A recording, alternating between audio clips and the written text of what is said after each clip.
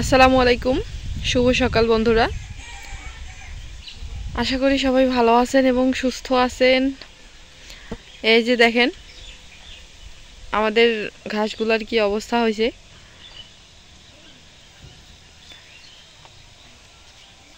গতকাল রাত্রে কিন্তু আমাদের এখানে প্রচুর বৃষ্টি আর বাতাস হয়েছিল।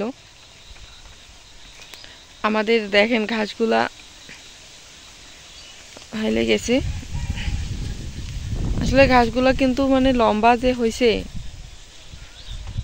বৃষ্টিতে বা বাতাসে পড়ে যাবে এটাই স্বাভাবিক। এত লম্বা আর এত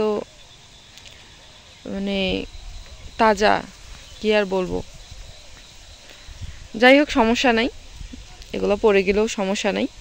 গোড়াগুলো শক্ত আছে, দেখেন গোড়াগুলো কিন্তু অত হালে নেই, গোড়াগুলো ঠিকই আছে, কেটে নেওয়া যাবে।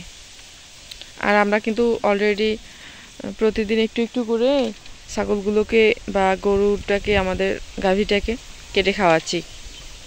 অনেক বড় লম্বা হয়ে গেছে এই জন্য।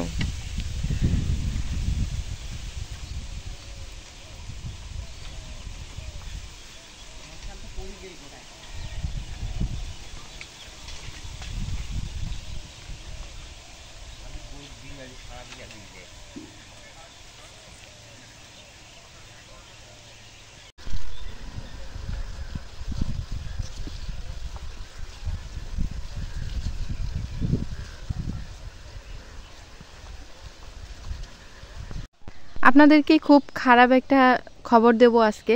তো সেটা হচ্ছে যে আমাদের বাড়ির আশেপাশে বেশ ভালোই কয়টা সুপারি গাছ আছে, কিন্তু আমাদের ফলন্ত বা ছোট বড় মিলে আছেই, ভালো কয়টাই আছে, যেগুলো ফললে ফল ধরলে আমাদের সারা বছর এমনিতেই চলে যায়। আত্মীয় স্বজন মিলে বাড়িতে আমার আব্বা মা সুপারি খায় এবং তার পাশাপাশি মাঝে মধ্যে বিক্রিও করে। তো ভালোই একটা সুপারির চাহিদা কিন্তু পূরণ হয়। এই যে দেখেন সুপারি গাছগুলো আমাদের।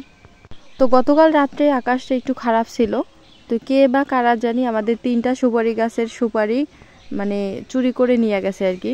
তো কম করে না হলো সেখানে 5 থেকে 6 হাজার টাকার সুপারি হতো, 2 বস্তার মতো সুপারি হতো আর কি। বড় বড় সাইজ ছিল সুপারির, এবং পাক ধরছে, আবার কতগুলো পাকছে, কতগুলো কাঁচা ছিল, আধা পাকা ছিল। তো এইরকম অবস্থায় আর কি সুপারিগুলো কে জানি চুরি করে নিয়ে গেছে আর কি। তো সকাল থেকে একটু সবারই মন মেজাজ এমনিতেই খারাপ আছে। এদিকে বর্ষাকাল তো চলে আসছে আর কি, আর প্রতিদিন একটু একটু বৃষ্টি হচ্ছে, একদিন 2 দিনেই। এই যে দেখেন আমাদের পুকুরে একটু পানি জমছে। আর আমার আব্বার হাতে একটা দেখেন রেডিও, আমি আপনাদের সাথে এই বিষয়টা শেয়ার করার জন্য ভিডিও করলাম অনেক দূর থেকে। তো আমার আব্বা কিন্তু এই রেডিওটা অনেক পুরানা, নষ্ট হয় আবার ঠিক করে, নিজেই ঠিক করে আর কি।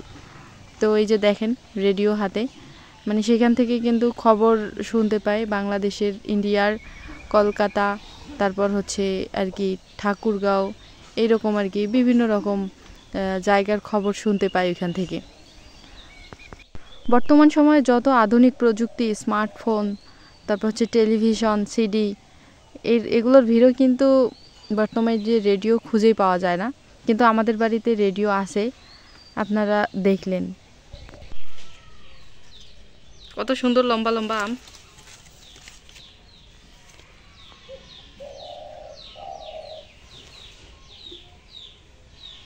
এই আম গাছটা আমার চাচার বাড়িতে, কিন্তু আমাদের না। তো অনেক লম্বা লম্বা আমগুলো ধরছে, আপনারা দেখলেন। এই যে দেখেন। তো কেউ জেনে থাকলে একটু প্লিজ আমটার আম গাছটার নামটা বলিয়ে নে আমাকে। তো চলে আসলাম দুপুরবেলা, এখন দেখেন প্রায় 2টা বাজে। আমাদের ছাগলগুলোকে সকাল থেকে আমরা কাঁচা ঘাস দিছিলাম, খুব সকালবেলা, ঘর থেকে বের করে 2 ঘন্টার মতো কাঁচা ঘাস খাইছিল, এবং পরে ভুট্টা পাতা এনে ভুট্টা পাতাগুলো দিয়ে দিছে।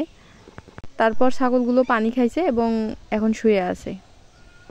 শুরুতে কিন্তু আমার ছাগল ছিল মাত্র 2টা মা ছাগল, তারপর আস্তে আস্তে আমি এই ছাগলগুলো বাড়াই। সবগুলোই আমার নিজের বাড়ির ছাগল এবং আমার মায়ের পালন করা আর কি, সেখান থেকে আমার এই ছাগলের খামারের জার্নি।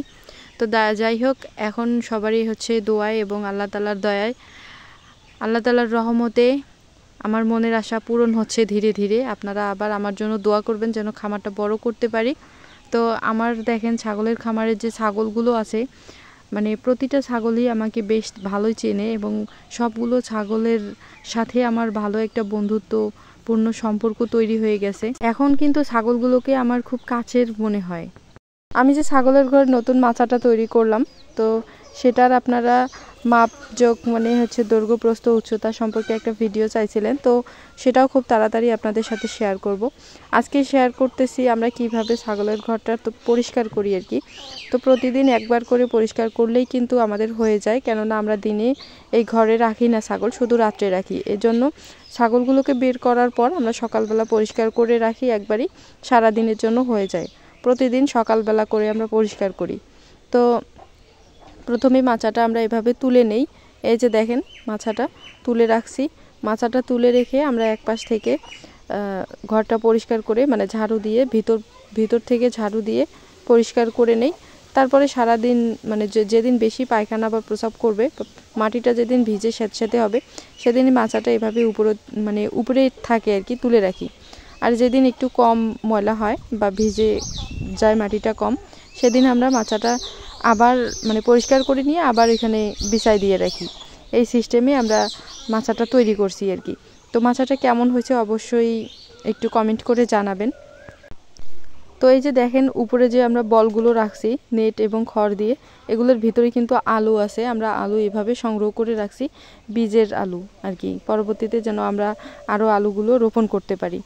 তো আজকে এই পর্যন্ত। এই ভিডিওটি ভালো লাগলে অবশ্যই একটি লাইক দেবেন, কমেন্ট করে জানাবেন এবং আমার চ্যানেল আর ভিডিও যদি ভালো লাগে তাহলে অবশ্যই চ্যানেলটি সাবস্ক্রাইব করে অল টাইম পাশে থাকার চেষ্টা